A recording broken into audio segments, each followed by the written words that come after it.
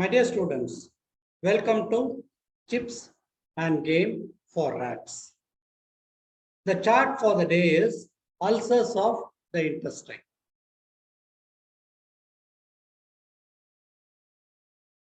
Staring at us, we find is a plethora of pictures.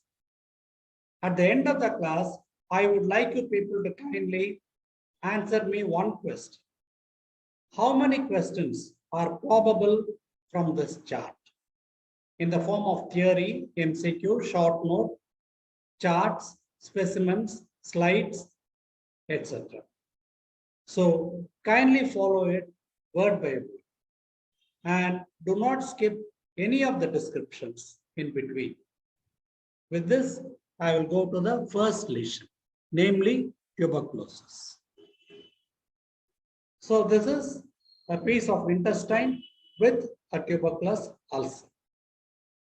I will describe the schematic diagram first, thanks to LME, which has provided wonderful sketches for medicine. I find a segment of the intestine with multiple ulcers. What is an ulcer? It is a discontinuity in the lining epithelium or mucosa. Beyond that, I will not go now. I find that there are multiple ulcers, and this is the floor of the ulcer with necrotic debris. This is the long axis. The long axis is perpendicular to the long axis of the body. And what I see as a single line will be the margin. If I were to peep inside, that will be the edge of the ulcer. And the entire structure on which the ulcer rests is called the base. My professor used to say, ulcer, the floor is what you see, the base is what you feel. Please remember edges, margin, floor, base, of course, it will be a mounted specimen, we will not be able to touch. Fine. The intervening mucosa appears normal. Now, my question is, why are the ulcers having the long axis perpendicular to the long axis of the bowel? That is because the lymphatics are all circumferentially located. They go in multiple circles around the intestine. As a result of which, when the lesion spreads, it spreads sideways and it will be circumferential. That is why you find it extending in this direction. This is again a mounted specimen. Always, I see the normal one. This is a mucosal fold. No mucosal fold. That means it is an ulcer. Here also there is an ulcer. And the arrow points out to a thickening of the wall of the intestine. So this will be an ulcer, multiple shallow ulcers, and there is an area of constriction or narrowing, thickening of the wall.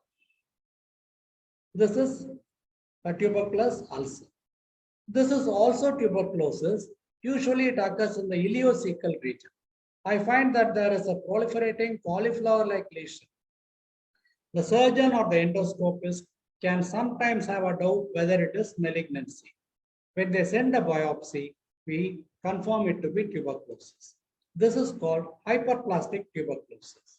Now, if you are a good student and if the professor asks, you should be able to answer ulcerative tuberculosis and hyperplastic tuberculosis. Whatever be the lesion and wherever there is tuberculosis, this is the hallmark.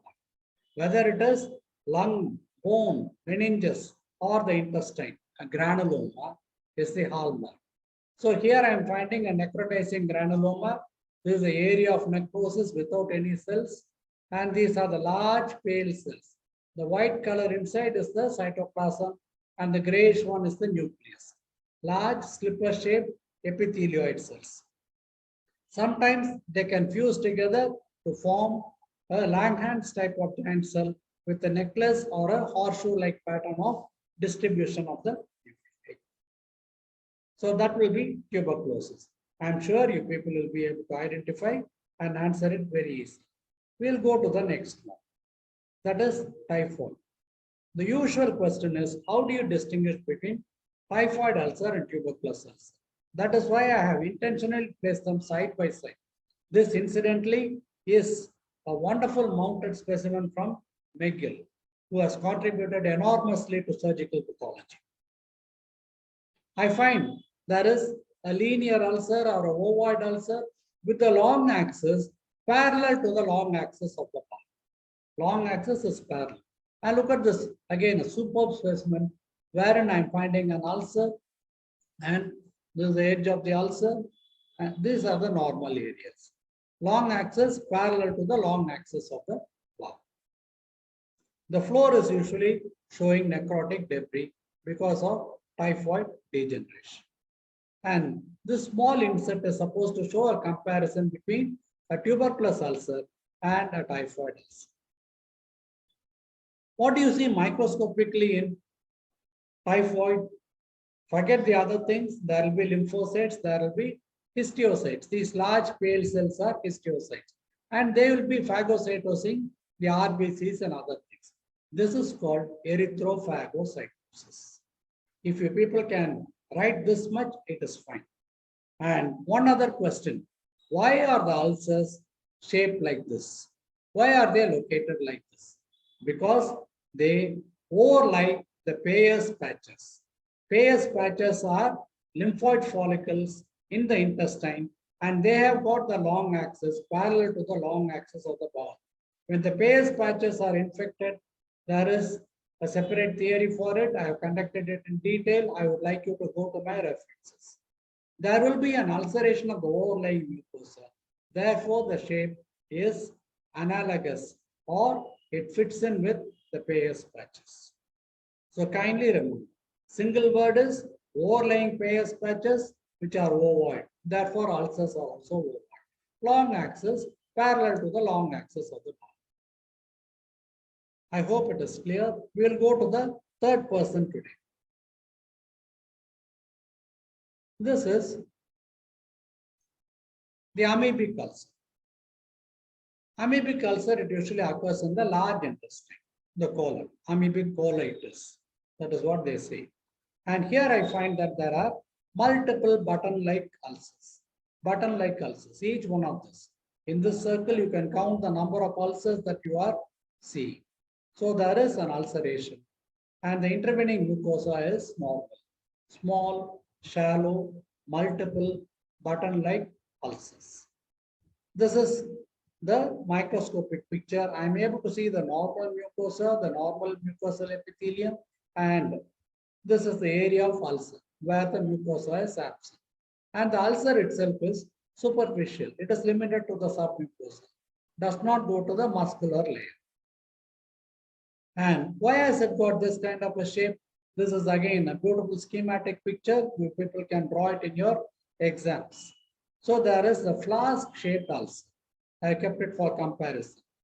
That is because the organism which is invading, called the trophozoite, it needs food and it will be going towards the periphery.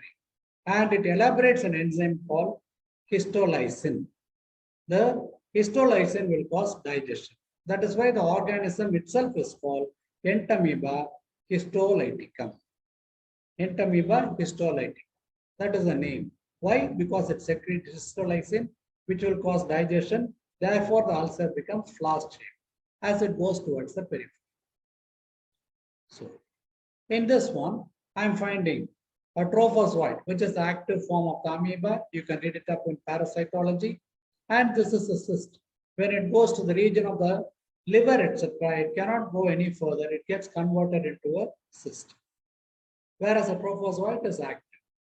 Egg is another thing that is different from the cyst. You people can read these differences from parasitology. I would like you people to kindly go to my references where these have been dealt with in detail, as a slide and specimen, as a theory, and also the Robbins text can be a wonderful backup for us. But please remember R.A.T.S, game, and tips. That concludes the class on the ulcers of the intestine. So this will be the importance. I hope now the entire picture is staring at us. You've got multiple ulcers, you've got multiple gross and microscopic pictures, and you know the importance of it. If you are an examiner, how many questions can you say? See you in next class.